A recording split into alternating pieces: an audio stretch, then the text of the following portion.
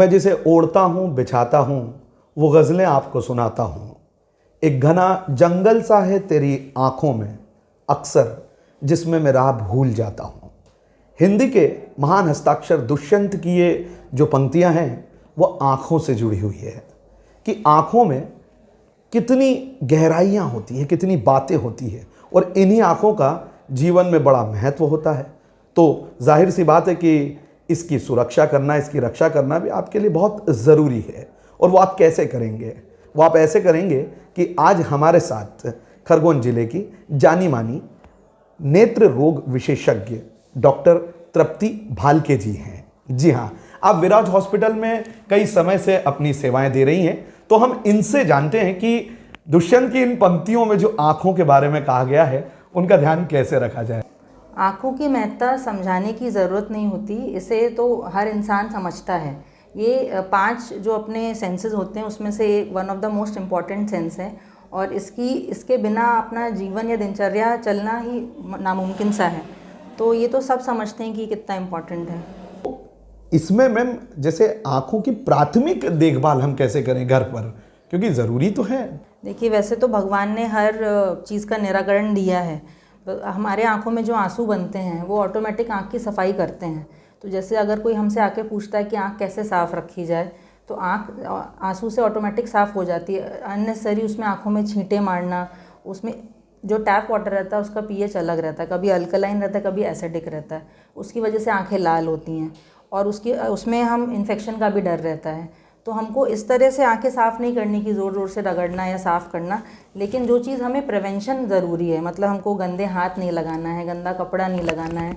जब आप बाहर जाएं तो धूल आंधी, जैसे बसंत ऋतु चालू हो गई है तो एक स्प्रिंग कटार नाम की बीमारी बहुत कॉमन है, एलर्जी होती है। जो हमारे पराग कण हैं पेड़ों के, उससे एलर्जी होती है, धूल मिट्टी से एलर्जी होती है। तो आप गॉगल्स पहन के निकले बाहर, ठंडे पानी से आप आंखें साफ़ ऊपर से साफ़ कर सकते हैं, बर्फ़ से सिकाई कर सकते हैं। इस तरह से आप स्प्रिंग कटार से बच सकते हैं। समय टाइम टू टाइम आप चेकअप करा सकते हैं कि आपको उसमें कहीं चश्मे का नंबर तो नहीं आ रहा, क्योंकि बहुत सारे पेशेंट्स हमारे पास आते हैं जो कहते हैं हमको सर में दर्द है, हमारी भौहें दुख रही हैं या हमको अच्छा नहीं लग रहा है, भारीपन रहता है। 90% ऑफ द पेशेंट्स में हमको चश्मा ही सबसे पहला कारण मिलता है हेडेक का। पेशेंट सीधा आके बोलता है हमारा MRI करा दो, हमारा CT करा दो, हमारा सर दुख रहा है, लेकिन 90% ऑफ द पेशेंट्स उनको चश्मे का प्रॉब्लम होता है। एक सिंपल चश्मे से उनका वो उपचार हो सकता है, उसके लिए वो लोग कहते हैं बड़ी बड़ी मशीनें यूज़ करो।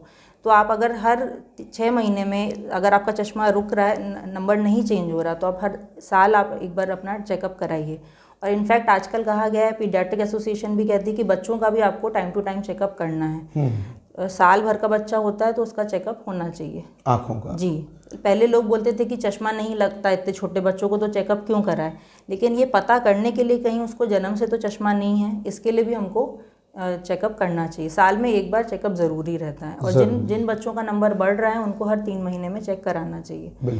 तो इस तरह से आप जो भारीपन की समस्या है, जलन की समस्या है, ये सब आप ठीक रख सकते हैं। ये आपने एक अपने बात में एक अच्छी मुझे एक प्रश्न दिया कि बच्चों पर जब हम आते हैं, आजकल कोरोना का जब ये काल चला तो ऑनलाइन पढ़ाई बच्चों की चालू हुई। मोबाइल पर जब पहले हम जिन बच्चों को कहते थे कि मोबाइल से दूर रहो, अब माता पिता ही उन्हें कह रहे हैं कि मोबाइल में लगे रहो क्योंकि पढ़ाई करना है। तो क्या ये मोबाइल के भी कुछ इफेक्ट, बैड इफेक्ट्स आंखों पर? बिल्कुल बिल्कुल।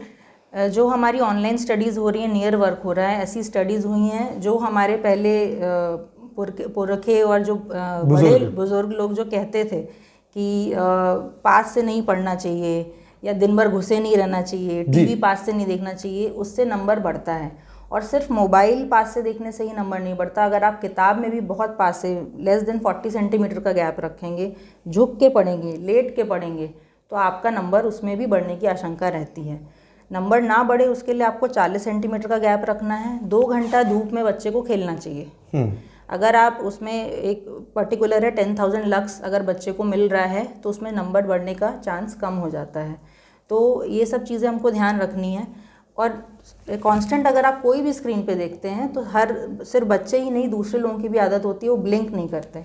अगर आप आंखें झपकाएंगे नहीं तो ड्राइनेस बढ़ेगी और उसमें क्या होगा, फिर आपको किरकिरी लगना, आंसू ज़्यादा आना, ये सब प्रॉब्लम रहता है। उसके लिए एक 20-20 रूल कहा जाता है। 20 मिनट के बाद 20 सेकंड के लिए 20 फीट दूर देखिए और 20 सेकंड के लिए आंख बंद रखिए। उसमें आपका ड्राइनेस का प्रॉब्लम कंट्रोल होता है, उससे आपको ब्रेक भी मिलता है। अगर आप पास देख रहे हैं तो थोड़ी देर दूर देखेंगे, तो ये आपका जो मायोपिया का है, मतलब चश्मा बढ़ने का प्रॉब्लम, ये भी सॉल्व होता है, ड्राइनेस का प्रॉब्लम भी सॉल्व होता है। मतलब धूप में रहना भी ज़रूरी है कुछ देर। बच्चों को गार्डन में खेलना चाहिए शाम के वक्त। जी, आजकल तो सब मोबाइल पर ही सारे गेम्स आ गए हैं। बिल्कुल। तो ये तो बड़ी अच्छी बात बताई। एक लोग बड़े जागरूक हुए कोरोना के वक्त में, तो कोरोना के समय में हमने कोरोना से बचने की तो बहुत सी चीज़ें की, लेकिन क्या इस समय ऐसी कुछ बातें थी जो हमारी आंखों के लिए जो दुष्प्रभाव कर रही थी? बिल्कुल। जैसे मैं कई जगह देखता हूँ लोग मास्क लगाते हैं, तो मास्क जो होता है तो उसका आंखें तो नहीं उसमें कवर होती हैं, तो उसका क्या कुछ बताना चाहेंगे आप? देखिए, मास्क का आंखों पे सबसे बड़ा साइड इफ़ेक्ट है ड्राई आइज़। जब हम मास्क लगा रहे हैं तो जो भाप जा रही है वो सीधा, जो अगर आप टाइट नहीं पहनते हैं तो सीधा आंखों में जाती है, उसकी वजह से ड्राइनेस होती है जी। और आंखों की एक्चुअली आंसू की 3 लेयर्स होती हैं। एक म्यूसिन रहती है, उसके ऊपर लिपिड रहती है फैट, और उसके ऊपर रहती है वाटर, पानी की। तो जब भाप लगती है तो पानी की लेयर हो जाती है ब्रेक, और फिर आंसू जल्दी टूटते हैं और फिर उसके बाद अपने को किरकिरी और ड्राइनेस बढ़ती है जी। तो ये प्रॉब्लम बहुत ज़्यादा सामने आई है ड्राइनेस की, मास्क लगाने की वजह से।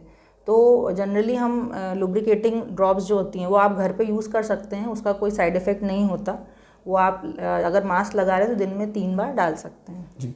एक आम धारणा मैंने देखी है, घरों में एक जो आई ड्रॉप होता है, आई ईयर, वो कॉमन होता है, तो लोग अगर कान का ड्रॉप है तो आंख भी यूज़ करते हैं। तो क्या ये सभी ड्रॉप एक जैसे होते हैं या इसके लिए कुछ विशेष ड्रॉप होते हैं? अगर सभी ड्रॉप एक जैसे होते तो हम इतने साल पढ़ाई नहीं करते। जी जी। तो उसमें एक्चुअली ओफ्लॉक्सासिन का ड्रॉप आता है, वो एंटीबायोटिक है जी। तो हर चीज़ के लिए एंटीबायोटिक नहीं होती। अगर आपको ड्राइनेस है तो उसके लिए लुब्रिकेटिंग ड्रॉप्स हैं, अगर आपको इन्फेक्शन है उसके लिए एंटीबायोटिक है, अगर आपको ग्लॉकोमा है तो उसके लिए एंटी ग्लॉकोमा मेडिसिन आती हैं। तो हर चीज़ का अलग ड्रॉप आता है। एलर्जी है तो एंटी एलर्जिक ड्रॉप्स अलग हैं। अगर कोई पेशेंट हमको फ़ोन पे पूछता है कि हमारी आँख लाल हो गई है, हम क्या डालें, तो हम यही बोलते हैं हमको कारण देखना पड़ेगा लाल होने का। लाल होने के 100 कारण हैं। हाँ। तो उस हिसाब से तो ये तरीका गलत है कि अगर आँख लाल है तो कान वाला ड्रॉप आँख में डाल लिया। आप डाल सकते हैं, ओफ्लॉक्सासिन डल जाती है, लेकिन अगर वो कान में घुसी हुई है तो मत डालिए, उससे इन्फेक्शन बढ़ने का चांस रहेगा। बिल्कुल सही बात। और ओफ्लॉक्सासिन ज़रूरी नहीं है कि आपको इन्फेक्शन है इसकी वजह से आपकी आंख लाल है, हो सकता है वो काम भी ना करे। एक इसमें मैं इंपॉर्टेंट चीज़ कहना चाहूँगी, 1 महीने से ज़्यादा खुली दवाई यूज़ नहीं करना है आपको। उसमें जो प्रिजर्वेटिव्स रहते हैं वो 1 महीने तक ही काम आते हैं। खुली दवाई 6-6 महीने पुरानी दवाई पड़ी अगर आप डाल लेंगे तो आपको नुकसान नहीं करेगी, उसमें आपका डिस्चार्ज और इन्फेक्शन बढ़ेगा। तो वो आपको नहीं करना। महीने से ज़्यादा खुली दवाई है तो उसको आप डिस्कार्ड कीजिए। यही होता है, मैंने देखा है जनरल घरों में ये होता है कि अब आंखें रोज तो खराब होती नहीं है, तो जब भी खराब होती है अचानक ड्रॉज वगैरह खुलने लग जाते हैं और कोई पुरानी दवाई निकलती है और कहते हैं लगा लो, और फिर कुछ हो जाता है और फिर आपके पास पहुंचते हैं। तो मैडम ने ये बड़ी सही बात बताई है कि 6 महीने से पुरानी जो दवाई 1 महीना 1 महीने से पुरानी जो दवाई है उसे यूज नहीं करना है। ये आपने आंखों का लाल होना ये जो बताया, तो ये आंख आना मतलब आंखों का लाल होना यही होता है या आंख आना कोई अलग प्रॉब्लम है? आंखों का लाल होने का एक कारण आंख आना है। अच्छा। आंख आना मतलब कंजक्टिवाइटिस। जी। अगर इन्फेक्शन है तो उसमें आंख लाल होती है। और जैसा आपने कोरोना के लिए बोला, तो कोरोना में भी सबसे कुछ सिम्टम्स रहते हैं कंजक्टिवाइटिस के। तो जब शुरुआत हुई थी कोरोना की तो कंजक्टिवाइटिस से ही हुई थी, जो चाइना में भी जो हुई थी। जी जी। तो इसलिए अगर आपको कंजक्टिवाइटिस हो रहा है तो उसका आपको ध्यान देना है, आपको उसको लाइटली नहीं लेना है, डॉक्टर को कंसल्ट करना है और इन्फेक्शन से दूसरों को बचाना है। जी। अपना गंदा रुमाल, गंदा कपड़ा कहीं मत छोड़िए, किसी और को नहीं लगे, क्योंकि फोमाइट से भी इन्फेक्शन फैलता है। तो जितना आप बाहर से घर आके ध्यान रखते हैं उतना फिर घर पे भी रखना पड़ता है। एक जो आपने खास बात बताई अभी वो 2020 वाली, तो 2020 जो है हमारे दर्शक देखते भी बहुत हैं क्रिकेट, तो आंखों में भी 2020 का बड़ा महत्व है। तो चलते चलते हमारे दर्शकों को आप ये ज़रूर बताइए एक बार फिर से कि किस प्रकार से आसान तरीके से घर पर इसका प्राथमिक तौर पर इलाज कर सकते हैं। देखिए, 2020 की प्रक्रिया बहुत सिंपल है। इसका नाम कैची इसलिए रखा गया ताकि सब लोग इसको याद रखें। इसका मतलब ये है कि जब हम कोई भी ऑनलाइन एक्टिविटी करते हैं, स्क्रीन देखते हैं, तो हमको 20 मिनट्स के बाद 20 सेकेंड का ब्रेक लेना है, 20 फीट दूर देखना है और 20 सेकेंड्स के लिए आंख बंद भी करना है। अच्छा। तो इसमें आपका जो नियर वर्क आप कर रहे हैं वो अकोमोडेशन ब्रेक होता है, तो बच्चा दूर देखेगा, कोई देखेगा तो आपका चश्मे का नंबर बढ़ने का भी चांस कम हो जाता जी। है। आप आंख बंद करेंगे तो आपका ड्राइनेस का प्रॉब्लम भी सॉल्व हो जाता है। जी, तो ये तो बात हो गई आंखों की। अब इसमें हम आगे बढ़ेंगे और आगे जो बात है वो है चश्मे की, कि चश्मों का नंबर बढ़ने से कैसे रोकें। तो इस बारे में हम मैडम से बात करेंगे हमारे अगले एपिसोड में। तो देखते रहिएगा हमारे जी डॉक्टर के इस चैनल को, और अपने बीमारियों के लिए आपका सबसे सटीक चैनल है जी डॉक्टर। फिलहाल हमें दीजिए इजाजत, नमस्कार।